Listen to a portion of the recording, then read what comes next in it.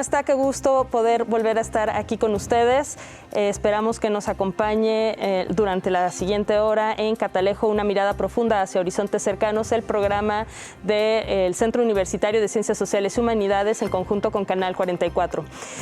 Bueno, ya saben que nos proponemos siempre traer hacia sus televisiones, sus aparatos tecnológicos, donde sea que estén viendo esto, pues temáticas diferentes que se abordan desde nuestro centro universitario.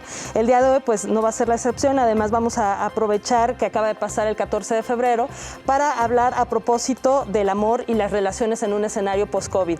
Ya en estos momentos no queda duda que el COVID-19 ha impactado prácticamente todos los ámbitos de la vida y por supuesto también ha trastornado la intimidad y las relaciones de pareja. El día de hoy para ello nos acompañan las doctoras Zeida Rodríguez Morales y Tania Rodríguez Salazar. Ambas son doctoras en Ciencias Sociales y profesoras investigadoras del Departamento de Estudios de la Comunicación en nuestro centro universitario. Y ellas son justamente expertas en los temas que vamos a abordar el día de hoy sobre afectividad y sexualidad juvenil, el amor romántico, las nuevas tecnologías. Y bueno, sin duda cada generación ha debido enfrentar desafíos propios y momentos decisivos. Por ejemplo, la generación llamada silenciosa, nacida entre 1928 y 1945, le tocó vivir la Segunda Guerra Mundial y, bueno, vio el ingreso de la mujer a las fuerzas productivas, su acceso al voto. Luego, los llamados baby boomers, del 46 al 64, vivieron la Guerra de Vietnam, el hombre que llegó a la luna, también vieron después la generación X, experimentó la revolución sexual, la aparición de los anticonceptivos.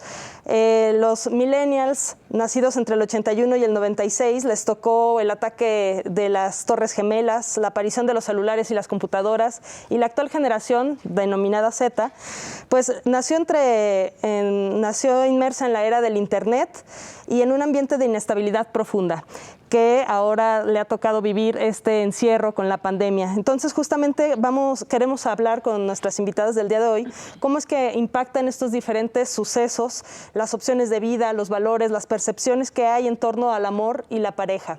¿Qué nos pueden decir, Zeida? Qué gusto que nos acompañen, muchísimas gracias, para hoy hablar de este tema, justo en febrero, que siempre es el tema, ¿no?, que acude a la mercadotecnia y a los comentarios.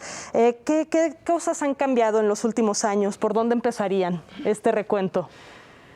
Pues mira, en primer término yo creo que es relevante decir que hay muchas maneras de abordar el asunto de lo amoroso, el gran tema de las relaciones amorosas, y la manera en que lo observamos desde las ciencias sociales en particular es solo una, y es una perspectiva muy específica, que sobre todo vincula eso que entendemos como un asunto íntimo, como un asunto personal, si acaso de dos, ¿no? O tres. Lo vincula con aspectos del contexto, donde se involucran fenómenos políticos, fenómenos económicos, fenómenos tecnológicos y ahora hasta podemos mencionar fenómenos de salud pública. Entonces, esta mirada es muy particular, porque se asume pues que hay una influencia muy grande de estos contextos en la manera en que sentimos, en la manera en que nos relacionamos con el otro y hacemos expectativas sobre lo que esperamos vivir con el otro y lo que esperamos realizar en nuestra vida amorosa, ¿no?, en nuestra vida íntima. Entonces yo creo que ese es un primer punto a tomar en cuenta. Y esta enumeración que hiciste de generaciones justo destaca aspectos que tenían que ver con el contexto, ¿no? O sea, las guerras, ¿no?, cómo han impactado, los avances tecnológicos, en este caso ahora la pandemia. Y la demarcación en las últimas dos generaciones respecto a todas las anteriores tiene que ver con la tecnología. Porque justamente la Internet, con todo el montón de dispositivos que ahora están disponibles, claro que han influido y han impactado la manera en que se relacionan no solamente los jóvenes, aunque fundamentalmente ellos, pero la verdad es que la tecnología la traemos pues todos en la mano, ¿no? Entonces yo diría eso de entrada, ¿no? Me gustaría que Tania también. Y bueno, a mí me gustaría enfatizar la parte de estas dos últimas generaciones y cómo han sido trastocadas plenamente por Internet. Internet como una tecnología de socialidad, como una tecnología afectiva, una tecnología de generación de identidades. Y en el caso de los jóvenes, pues ha abierto nuevos escenarios para el cortejo, para la expresión afectiva, para la expresión también del conflicto amoroso, incluso para la discusión de asuntos como la sexodiversidad, el feminismo, otras desigualdades que puedan surgir, ¿no?, en las relaciones de pareja, que los jóvenes se han apropiado a través de los activismos digitales. Entonces, en los activismos digitales vemos un cuestionamiento enorme, por ejemplo, del amor romántico, una denuncia de las desigualdades que acompañan al amor romántico, de la violencia que suele implicar, y vemos pues que se están gestando nuevas formas de pensar el amor, la pareja, la equidad. Y eso, bueno, creo que está siendo fortalecido sobre todo por Internet, pero impacta todas las etapas de la relación de pareja, ¿no? De jóvenes y no jóvenes, realmente. Lo que hemos visto, por ejemplo, es que, por ejemplo, las relaciones entre jóvenes, bueno, pues generalmente están en la etapa del cortejo. Y en la etapa del cortejo, bueno, pues la interacción digital es clave. Es donde emerge, ¿no?, ahora donde los jóvenes cortejan y lo hacen de modos muy sutiles, con un like, con un me gusta, con un icono, con un sticker. Y son modos sutiles, ¿no?, de iniciar una interacción con otros que puede tener o no una intención romántica, y esa ambigüedad les gusta a los jóvenes, justamente porque les permite avanzar sin comprometer la autoestima. Y en el caso de los vemos obsesionados, adictos, ¿no?, al celular, y creemos que es algo que solamente ocurre con los jóvenes, pero vemos que no, con los adultos también. Y hay momentos en que los usos de tecnología se vuelven claves con los adultos.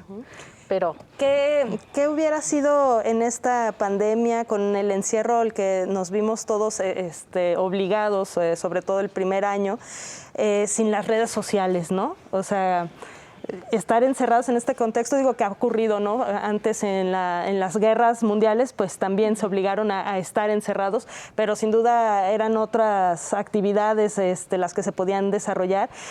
¿Qué pasa con el amor, con las relaciones, con el amor durante el COVID si no hubiéramos tenido estas tecnologías, ¿no?, para seguirnos comunicando? Yo creo que fue un salvavidas. Yo creo que fue algo fundamental para la sobrevivencia afectiva. Y las parejas que más sufrieron todo esto fueron las que no compartían el mismo espacio de vivienda.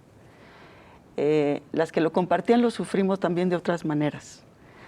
Compartir 24 horas, 7 días a la semana el mismo espacio con una sola persona exige muchísimas cosas.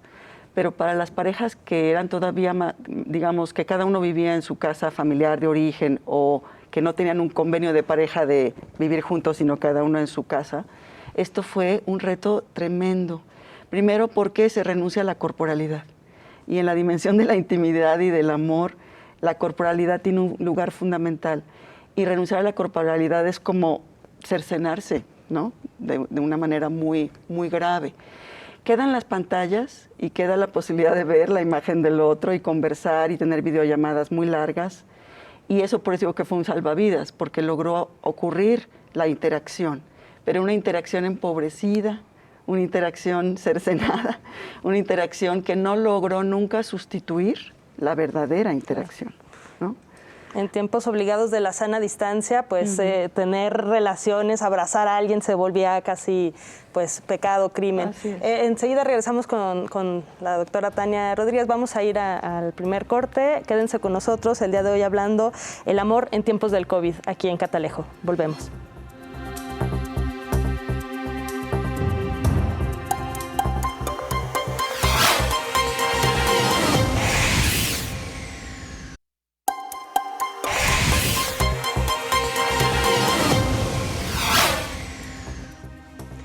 Bueno, estamos de regreso con la doctora Tania Rodríguez y la doctora Seida Rodríguez. El amor en tiempos del COVID.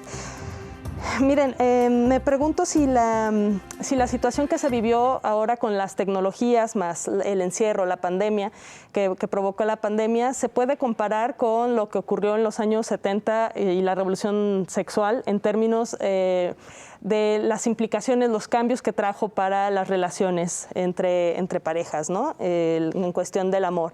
Me encontré unos datos muy interesantes que me gustaría compartirles sobre cuestiones que se discutieron en 1975 aquí en Guadalajara, en la 13ª Asamblea Médica de Occidente, donde hubo un foro para discutir, un simposio sobre feminismo, patrocinado por la sección de ginecobstetricia, y ahí se presentó un estudio realizado en América Latina entre 1968 y 1970 sobre los motivos de hombres y mujeres para contraer matrimonio. 19% de las mujeres contestaron que se casaban por salir del hogar paterno, 14% por soledad, 13% por el temor de convertirse en solteronas, 15% porque pensaron que estaban enamoradas, 12% por presión de los padres, 11% porque realmente estaban enamoradas, 7% por tener su propia casa y manejarla a su gusto, el 6% porque necesitaban apoyo y el 5% porque deseaban tener hijos. En cambio, las respuestas de los hombres fueron en un 27% por afirmar su masculinidad, un 21% por tener hijos, para probar su virilidad, 14% para tener una compañera que le ayudara en el hogar, otro 14% por representarle ventajas económicas y de prestigio social, otro 14% por atracción sexual, 7% por amor y el 3% restante por otras razones. ¿En qué medida creen que están vigentes aún estos motivos que daban entre las razones, ¿no? por casarse en aquellos años de los 70, donde estaba presente toda esta discusión, esta efervescencia sexual? ¿Y qué ha cambiado, qué sigue igual dentro de estas cuestiones del matrimonio, del amor romántico que ustedes comentaban? Dania. Fíjate, yo creo que han cambiado mucho, no solo los motivos, sino el deseo de casarse. O sea, los jóvenes de ahora no tienen el anhelo de casarse, saben que pueden obtener, digamos, los beneficios que antes se lograban con el matrimonio, pues ahora a través de las uniones consensuadas. Y entonces optan por eso, están optando por esa opción de manera creciente y con menos restricciones. Es decir, mientras antes, digamos, que una pareja quisiera unirse simplemente sin casarse, bueno, pues activaba, digamos, todo social. Exacto, todas las obligaciones familiares y todos los discursos, ¿no? Sobre la moral y sobre las mujeres decentes. Y ahora, bueno, pues lo que vemos es que no, es que las familias están aceptando que sus jóvenes se unan, en algunas como una etapa previa al matrimonio, es una especie de prueba, un momento de justamente de eso, de probar si las cosas van a funcionar para más adelante casarse, pero en muchas parejas jóvenes es como la opción permanente.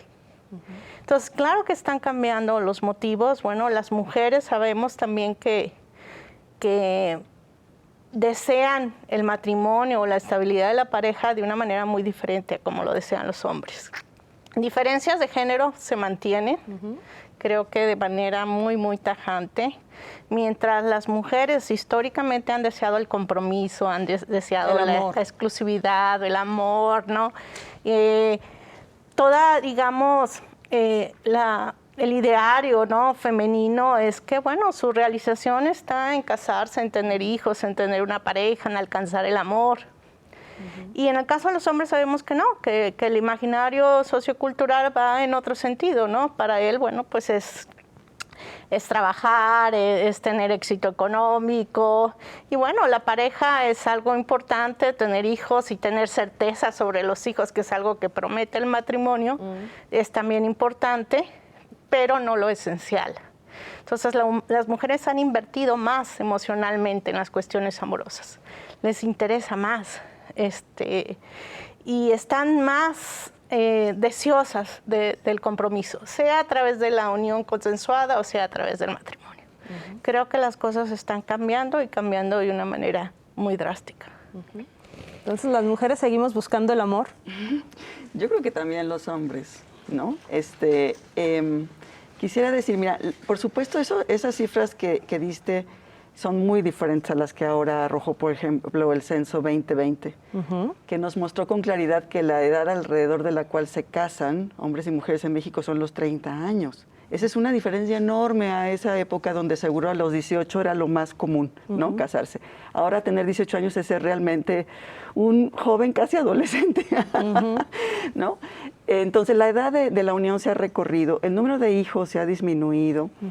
Y los motivos, fíjate, yo creo que el amor se coloca en primer lugar para hombres y para mujeres, pero también aparecen en este tipo de encuestas motivos como el ya tocaba, ¿sí? Es decir, ya nos tocaba irnos a estabilizarnos, comprometernos, formalizar la relación, y también ya tocaba el tener hijos. En las mujeres sigue siendo algo difícil de resolver el tema del reloj biológico, porque en realidad no tiene muchas opciones, ¿no? Las mujeres cada vez se incorporan más al mercado de trabajo, se educan más, desarrollan un proyecto profesional de vida, pero en un cierto momento, cuando ese proyecto está como arrancando, tiene 30, tiene 35, las familias presionan así como, ¿a qué horas vas a tener un hijo?, ¿no? Y saben que llegar a 40 es como un límite que va a ser muy difícil traspasar.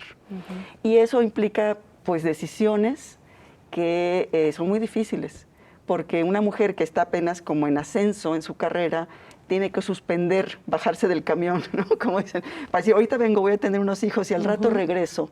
Implica siempre un cierto retraso de 5, 8, 10 años frente a las carreras profesionales masculinas.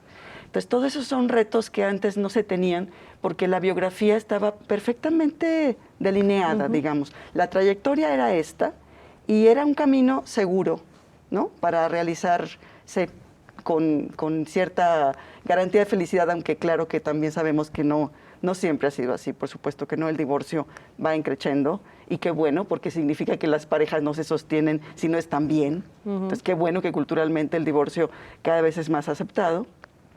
Y cada vez son más comunes las segundas y las terceras uniones. ¿Qué revela eso? Que la gente ya no tiene por qué estar junta obligadamente para toda la vida si esa pareja no funciona.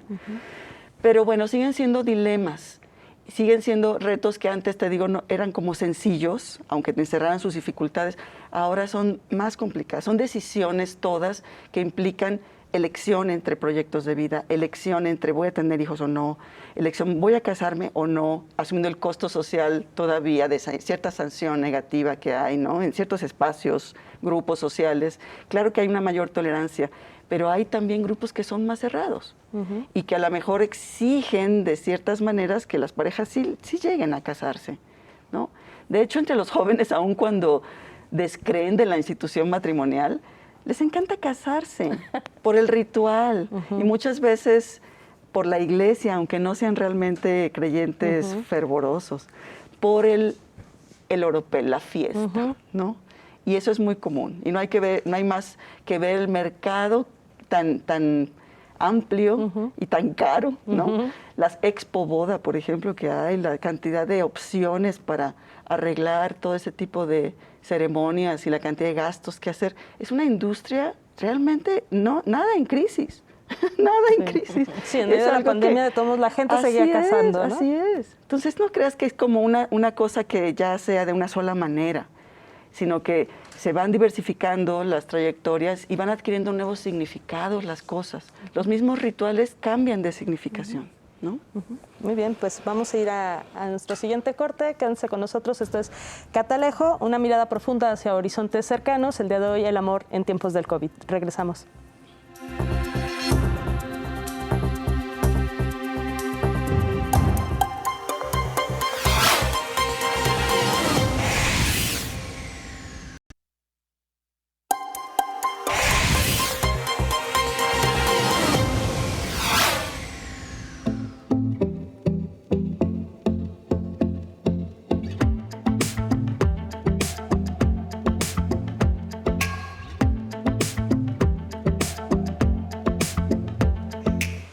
Gracias por continuar con nosotros en Catalejo, el espacio del Centro Universitario de Ciencias Sociales y Humanidades, aquí en Canal 44. Bueno, hablábamos antes de salir al corte sobre estas transformaciones de los aspectos quizá morales de trasfondo que hay en algo como la boda religiosa, ¿no? Y cómo la responsabilidad de ser madre o la decisión de formar una familia afecta principalmente la carrera de las mujeres. Sigue estando un peso ahí más sobre la espalda de las mujeres en la formación de la familia. Me pregunto si dentro de esta mayor permisividad que hay ya en cuanto a las segundas nupcias, el divorcio, sigue habiendo ahí algún peso moral sobre la mujer en cuanto a su virtud, la reputación femenina, en estas cuestiones pues las relaciones prematrimoniales, el experimentar antes de sentar cabeza. ¿Qué han encontrado, doctora? Bueno, efectivamente, las cosas están cambiando hacia una mayor permisividad, pero ese cambio es lento y efectivamente, como hace rato decía Seida, no ocurre de manera homogénea en todos los sectores sociales ni en todos los grupos sociales. Algunos avanzan más, ¿no?, dando más permisividad a, por ejemplo, las mujeres, estableciendo que tienen el mismo derecho al placer sexual, al deseo que los hombres, a gestionar directamente y a ser activas en la gestión de encuentros amorosos y sexuales.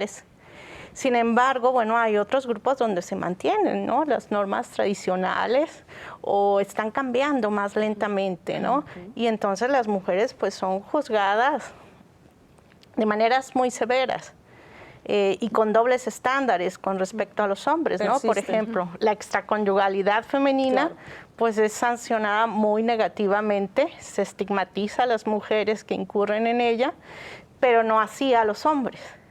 En los hombres se tolera, se tiende a normalizar, incluso hay ideas, ¿no?, que tienden a legitimarla. El engaño, la traición masculina, dice así son todos, eso es lo normal, acostúmbrate. Y en el caso de las mujeres, bueno, parecería que es la peor mujer del mundo, ¿no?, la que incurre en la extraconyugalidad y merece el descrédito social, el repudio, ¿no?, de la familia, de los hijos. Ya no se le lapida como antes, pero bueno, todavía pero continúa. Se le repudia. Igual a las mujeres que participan de las aplicaciones de citas como Tinder, pues les ocurre más o menos lo mismo, ¿no? O sea, a la hora que destacan como alguien que está asumiendo libertad para gestionar abiertamente sexo o cualquier otra cosa, pareja, amor, como suele ocurrir en esas aplicaciones de citas, pues sigue siendo cuestionada, ¿no? De hecho, bueno, hace poco un resultado que teníamos era que las jóvenes entraban en esas aplicaciones con vergüenza, con mucho miedo de ser identificadas por la familia, ¿no?, de encontrárselas también ahí, o por personas cercanas, ¿no?, del entorno escolar. Y lo hacían corriendo esos riesgos. Y además sabiendo pues que lo que ocurre en Internet pues tiene riesgos también para su seguridad. Y sin embargo estaban dispuestas a hacerlo, pero querían hacerlo con discreción. Entonces están cambiando las cosas, pero están cambiando de manera muy lenta. Sí, una persistencia todavía de ese doble estándar al interior de las familias, ¿verdad? Donde a las mujeres se les dice ten cuidado, tu reputación, mientras a los hombres con cuántas has estado, cuántas llevas, ¿no? Sí, yo quisiera también, bueno, agregar sobre eso, que eso no significa que las mujeres sigan asumiéndose dentro de esa norma. La infidelidad femenina va en aumento y no solo en nuestro país, es un fenómeno totalmente global. Y lo señalan diversas encuestas y también trabajo de tipo cualitativo más profundo, como entrevistas. Y claro que eso es cada vez más común. Pero en nuestro contexto mexicano, donde todavía estamos en esta cultura machista, donde hay esta doble moral y estas sanciones y esta influencia de lo religioso muy marcada aún, ¿no? Sí. Se desarrollan estrategias y se oculta. No quiere decir que no se haga, se oculta. Y se oculta no solamente de los amigos, las parejas formales, la familia, sino también se oculta ante el trabajo que nosotros desarrollamos. Fíjate, nosotros levantamos entrevistas muy frecuentemente por diversos proyectos que hemos realizado con chicas jóvenes, con mujeres adultas, con mujeres mayores. Y son pocos los casos donde abiertamente se relata, lo hice porque por estas razones, buscando esto, ¿me entiendes? Son pocos los relatos. Y creemos que no quiere decir que solo a esos pocos relatos lo hayan vivido esas personas. Creemos que es algo más generalizado, pero no se confiesa, no se dice. Se queda completamente en el ámbito súper secreto, ¿no? Y en este espacio tecnologizado, por supuesto que hay muchas tentaciones. Este asunto del Facebook, recuerdo a alguna autora que le dijo, es que Facebook a las mujeres adultas nos coloca al hombre que tú te enamoraste en la secundaria, en la prepa, en la puerta de tu perfil. Es decir, lo tienes ahí, lo puedes buscar, lo puedes rastrear, lo puedes encontrar. Es algo como tus amores, digamos, viejos amores, de repente están en la puerta. Y es como... para estas mujeres, digamos, que somos mucho más tendientes al fantaseo, ¿no? A la ensoñación, etcétera, eso es una tentación, ¿no? Y bueno, hay quienes dan el paso de establecer de nuevo contacto con viejos amores y ese nuevo contacto se queda en el ámbito digital como una nueva amistad o retomar una vieja amistad, pero en el ámbito digital, y otros dan otros pasos, ¿no? Más adelante volverse a encontrar y a lo mejor descubrir que ya no tienen nada en común, que sería lo más lógico, sí. Pero es un fenómeno que ha sucedido, interesante. Fíjate, un fenómeno asociado a eso también es cuando las parejas se separan, cuando las mujeres se separan, se divorcian o son abandonadas, sus usos cambian y se rejuvenecen de tecnologías.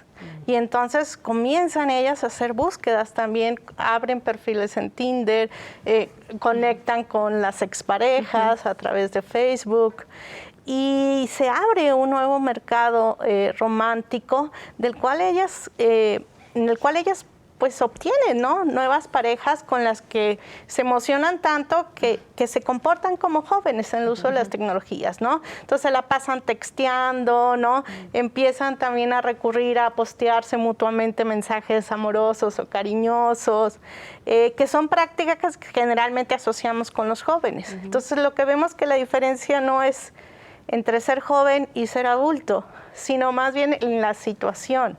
Cuando las mujeres vuelven creo que también los varones, cuando vuelven al mercado romántico, pues recuperan o hacen usos que son muy semejantes a los jóvenes.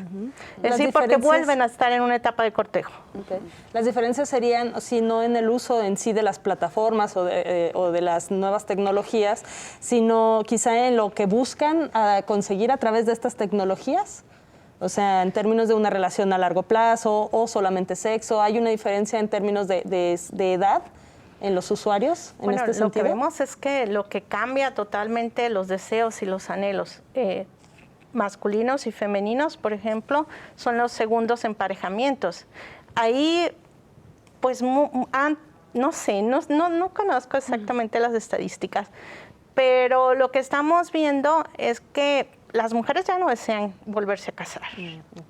Es decir, vivieron un matrimonio, sé que muchas se casan, sé que hay muchos segundos matrimonios, pero son más críticas, son más exigentes, están menos dispuestas a hacer concesiones como las que hicieron con sus primeras parejas. Y eso significa un cambio muy, muy importante. Vamos a ir a nuestro siguiente corte. Enseguida regresamos con los comentarios de la doctora Zeida Rodríguez. Quédense con nosotros para seguir indagando sobre las transformaciones que han ocurrido en nuestras formas amorosas de relacionarnos, sexuales también, durante estos últimos tiempos de pandemia. Regresamos.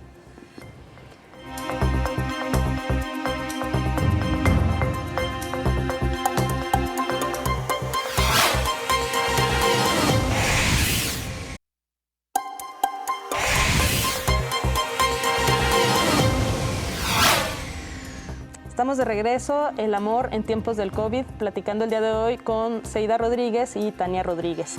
Nos acompañan del Centro Universitario de Ciencias Sociales y Humanidades, donde se produce este programa Catalejo.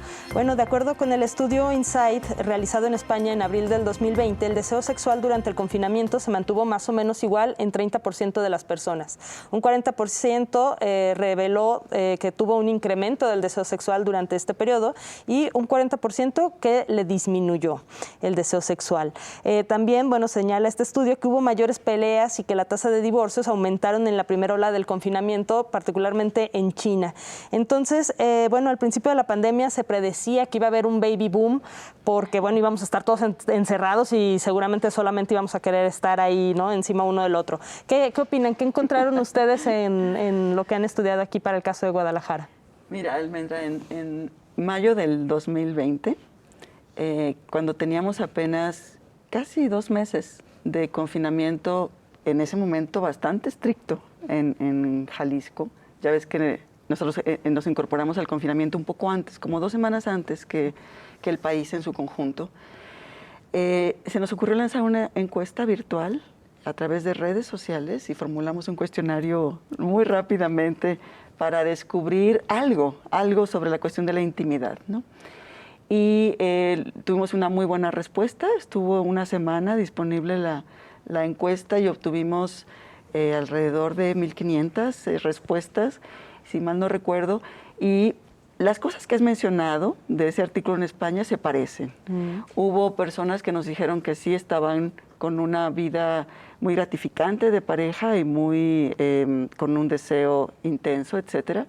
Otras más que permanecía igual y otras más diciendo que no, que las cosas se habían empobrecido y se habían vuelto más difíciles. En realidad creemos que las parejas que estaban bien desde antes de la pandemia continuaron bien. Y las parejas que estaban mal, la verdad es que se pusieron más mal. Es decir, la pandemia por sí misma, el encerramiento por sí mismo no cambió la dinámica de lo oscuro a lo claro, de lo claro a lo oscuro por el hecho de estar encerrados. Lo que hizo fue como profundizar la dinámica que ya existía. Si era una mala relación, se llegó a grados de violencia, por ejemplo, mayores, ¿no? Si era una buena relación, se llegó a compartir más tiempo entre los dos, a hacer más actividades juntos que antes no hacían, a conversar más, o sea, cosas que antes por el trabajo y todo esto no se hacían, por lo tanto se volvió algo más disfrutable, ¿no? Pero esto, digamos, luego empezó también a presentar otros retos. La dimensión económica del confinamiento, de los efectos en la economía y en los aspectos laborales de todas las personas fueron cada vez más negativos y más pesados. Y en las relaciones de pareja, claro que hay una influencia del exceso de trabajo, del estrés, de las dificultades económicas y, por ejemplo, en el caso de que hay niños en casa y niños a los cuales tú tienes que estar a cargo en términos, por ejemplo, de su educación, eso empezó a hacer que el escenario fuera cada vez y cada vez y cada vez más difícil. De manera que esto llegó a repercutir en un sentido que aumentó las presiones sobre esta burbuja íntima y llevó el trabajo a la casa, llevó los niños o de que estaban en la escuela al menos algunas horas al día a que los padres se hicieran cargo, a que hubiera tal vez una disminución del ingreso, ¿no? Y todo eso creo que configuró un escenario mucho más denso y más difícil. Yo creo que la intimidad ha recibido fuertes impactos en muchos sentidos que han afectado la vida de las parejas y que han ido resarciéndose en el sentido de que hemos vuelto a trabajar, tal vez ha mejorado un poquito la economía o el ingreso y que los hijos vuelvan a la escuela, porque eso ya era insostenible, ¿no? Y todo eso fue soportado pues, por la familia y las parejas. Y por supuesto que tuvo efectos negativos en la sexualidad, en muchas parejas.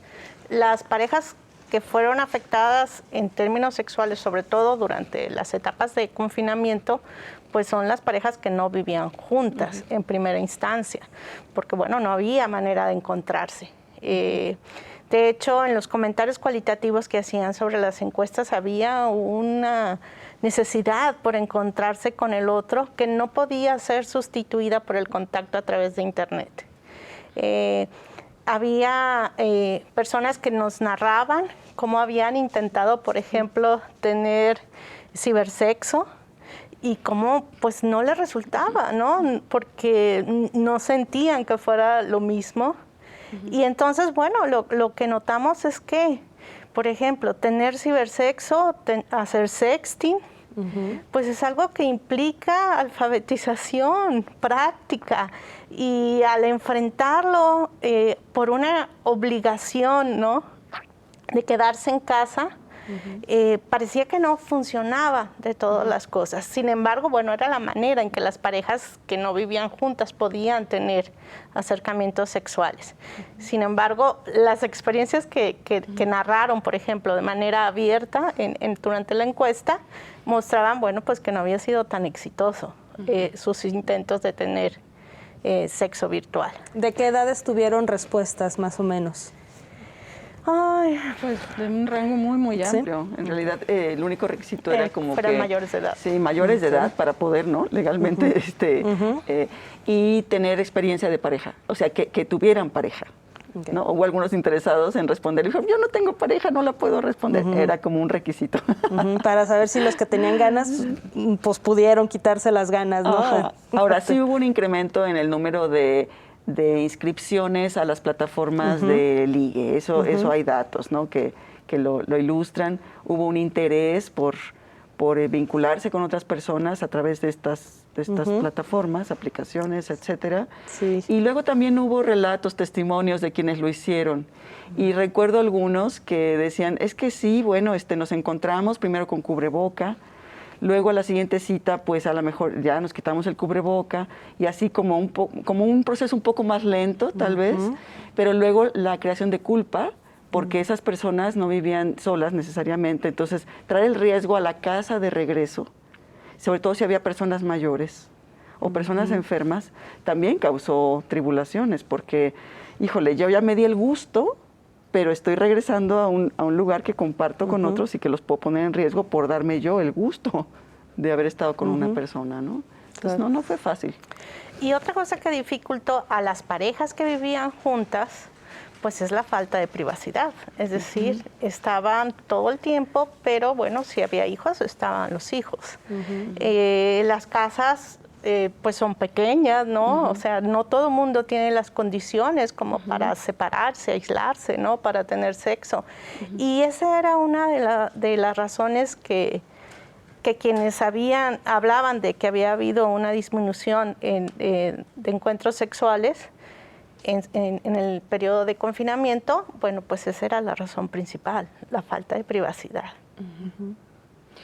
Así es. Ahora, eso es algo que la falta de privacidad, el excesivo cansancio, el estrés, son razones para disminuir el deseo sexual aún sin pandemia. En otros estudios también hemos descubierto que esas son las razones. Siempre hay una gran discrepancia entre cuántas veces hace el amor, con qué frecuencia hace el amor con su pareja. Semanalmente, varias veces a la semana, varias veces al mes, una vez al mes.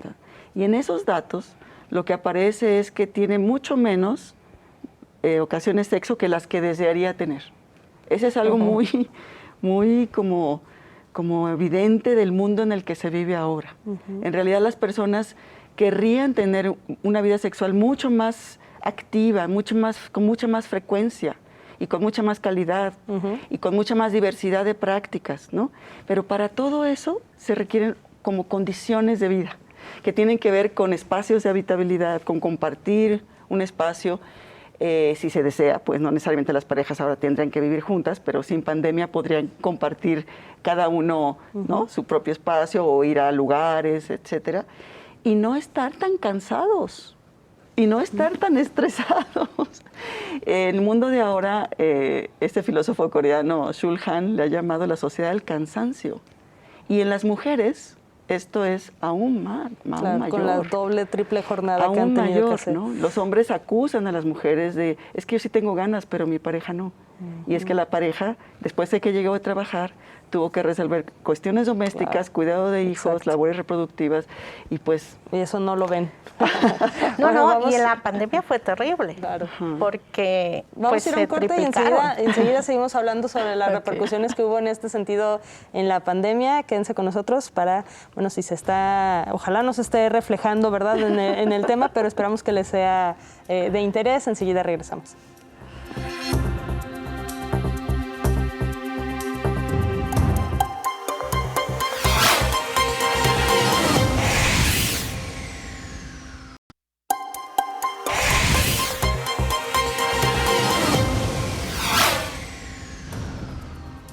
Estamos de regreso en Catalejo haciendo una mirada profunda hacia el horizonte del amor. El día de hoy, todo lo que ocurrió al interior de nuestros hogares durante este confinamiento, durante esta prolongada pandemia, cómo se vieron afectadas nuestras prácticas amorosas con las doctoras de nuestro centro universitario, del Departamento de Comunicación, Zaida Rodríguez y Tania Rodríguez. Bueno, tengo aquí algunos datos que hacían referencia la doctora Zaida en el bloque anterior sobre el aumento de las plataformas durante esta pandemia.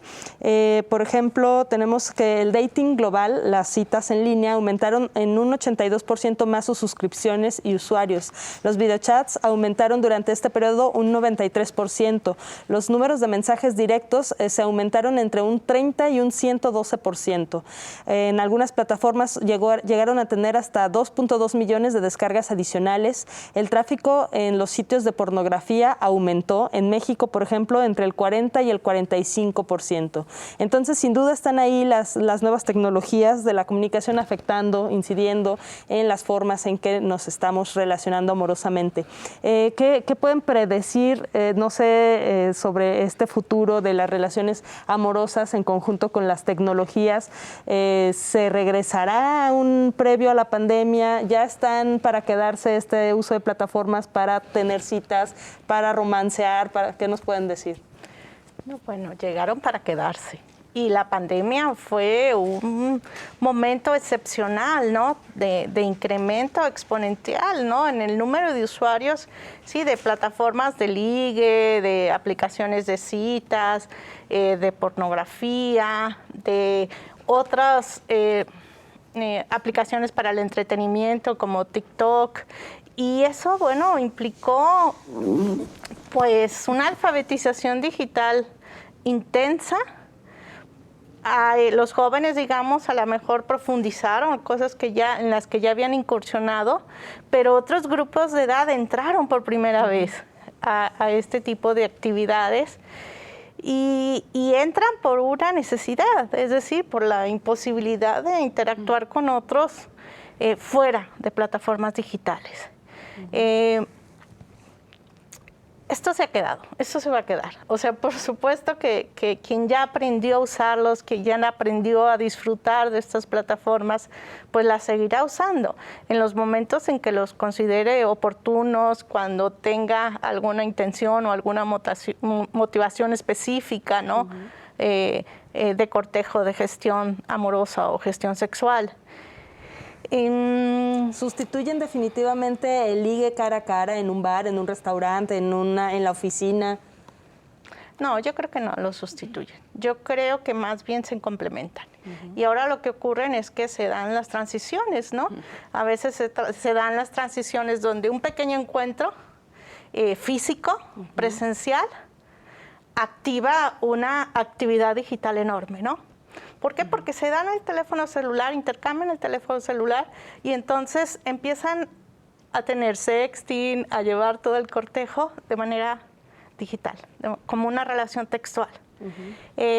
Y ocurre lo contrario también, es decir, inician con una interacción virtual que se va profundizando, que se va intensificando, que se va, en la cual se van generando muchas expectativas y que, bueno, van trascendiendo, se va intimando más y van cambiando las plataformas a través de las cuales se interactúan hasta que se encuentran. Entonces habrá ambas formas, ¿no? de interactuar y están plenamente vinculadas. Okay. El lado oscuro del uso de estas plataformas en cuanto a lo amoroso, o todo es bueno, nos ayuda para conectarnos mejor, para conocer gente, para no sentirnos solos. Mira, yo creo que lo que ocurre en el mundo virtual no es un mundo desligado, ajeno, totalmente distinto al mundo presencial. Entonces, los mismos problemas que atañen o que afectan o que atraviesan las relaciones en copresencia ocurren también en las relaciones digitales. Hace ya varios años, Tania y yo descubrimos cómo entre jóvenes, por ejemplo, los celos, la mutua vigilancia, la mutua observancia de uno sobre el otro, que le llamamos monitoreo, a grados verdaderamente patológicos, empezaron a ocurrir con el Facebook y el WhatsApp, rompiendo una cantidad de relaciones tremendas. Porque era como algo que ocurría en lo presencial, pero potenciado por las posibilidades que la propia tecnología te ofrecía, que es ver cuándo está conectado, ver cuándo dejó de estar conectado, ver si vio mi mensaje y no me quiere contestar. Subí unas fotos en el Facebook que está con una persona que no me dijo que iba a estar en un lugar donde yo no sabía que iba a estar. Entonces ahí, digamos, lo mismo que ocurría acá, se presentaba acá, pero de una manera intensísima. Los conflictos, por ejemplo, de desigualdades, ¿no?, genéricas, de violencias, ocurren en el mundo de lo real y también ocurren en el mundo de lo digital.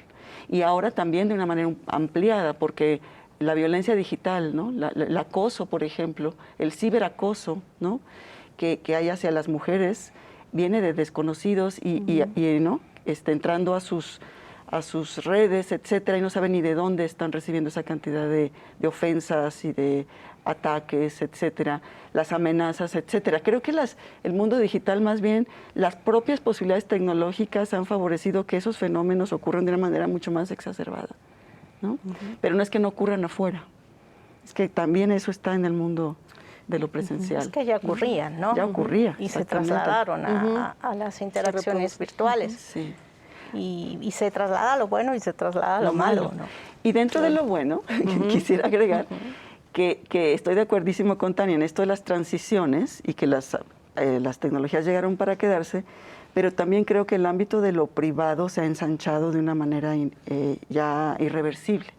Es decir, yo creo que ahora puedes tener tu relación de pareja formal, establecida, pero puedes tener otras relaciones con diferentes grados de niveles de presencialidad o de virtualidad. Y todo ocurría al mismo tiempo, ¿sí? Y antes, digamos, cuando solamente teníamos el mundo de lo presencial, pues era difícil hasta temporalmente y geográficamente estar en otros tipos de relaciones afectivas. Y ahora claro que es posible. De hecho, pre-pandemia ya había estudios que mostraban que las principales usuarias de correo electrónico en ese momento, y luego así como de mensajería y de Facebook, y eso eran mujeres casadas con hijos que no salían de su casa y que ahí estaban, digamos, cometiendo infidelidad, pero sin sexo y sin amenaza de contraer SIDA y sin amenaza de embarazarse accidentalmente. Infidelidades muy a salvo, digamos. ¿Y qué estás haciendo aquí en mi casa? ¿No? Sin salir de mi casa. Eso está documentado y son publicaciones ya viejas, podríamos decir, ¿no? Digamos que esto reproduce un poco este otro dato que encontré. Más del 70% de los varones buscan un acercamiento sexual en las plataformas, mientras que alrededor del 68% de las mujeres quieren encontrar al amor de su vida.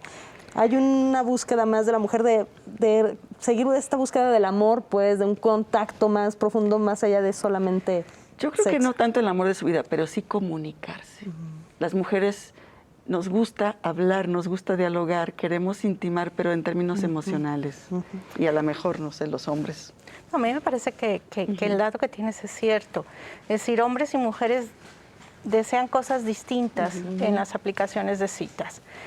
Los hombres, bueno, van buscando sexo casual, sexo rápido, y se decepcionan porque no lo consiguen, porque las mujeres van buscando otra cosa. Algunas, claro, que se han abierto al sexo casual y están dispuestas al sexo casual y lo disfrutan y lo gestionan, pero no la mayoría. Quizá la mayoría están todavía buscando relaciones que avanzan más lentamente, que dicen primero nos conocemos, primero platicamos, primero sabemos algo uno del otro y después tenemos sexo.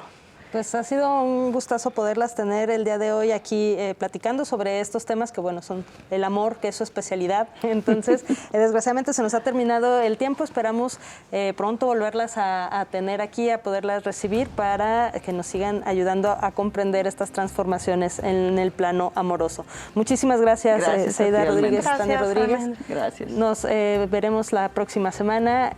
Fue un placer. Esto fue Catalejo, el programa del Centro Universitario de Ciencias Sociales y Humanidades. Hasta la próxima.